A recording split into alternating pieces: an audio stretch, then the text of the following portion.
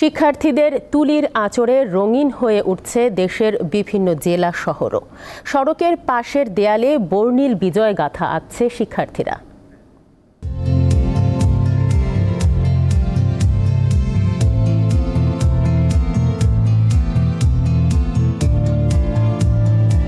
দেশ সংস্কারের নানা স্লোগান এভাবেই ফুটে উঠেছে রাজশাহী মহানগরীর বর্ণালী মোড়, মহিলা কলেজ, জাদুঘরের মোড় এবং সিএনবির মোড়ের দেয়ালে দেয়ালে।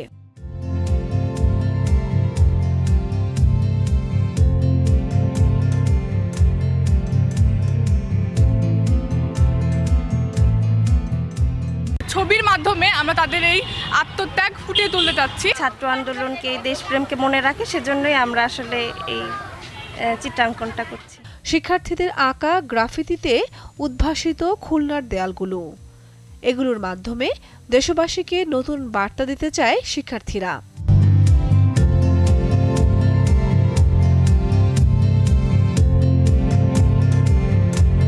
আমাদের প্রতিবাদের একটা ভাষা হয়ে রয়েছে। এই অরাজকতাগুলো চলতেছিল, এইগুলোর এগেনস্টে বিরুদ্ধেও কিছু মেসেজ রয়েছে। দেশের যাতে বিকাশ হয় সেই জন্য আমরা কাজ করতে চাচ্ছি। ইতিহাসের পাতায় নতুনভাবে ঠাঁই নিল জুলাই। ৭১ দেখিনি, ২৪ দেখেছি, এমন নানা বার্তা উঠে এসেছে ময়মনসিংহ নগরীর বিভিন্ন সড়কের পাশের দেয়ালে।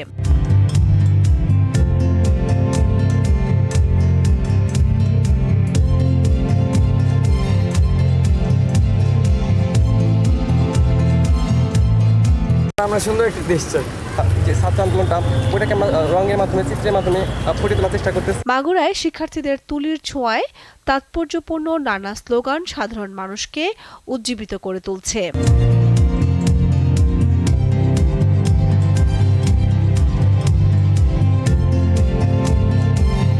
আর আমাদের একটু দেশের কাজের জন্য আসা উচিত বলে মনে হয়েছে।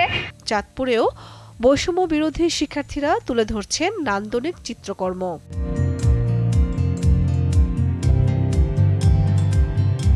প্রতিবাদী বাক্য এবং আন্দোলনের স্মৃতি তুলে ধরছে লক্ষ্মীপুরের শিক্ষার্থীরাও।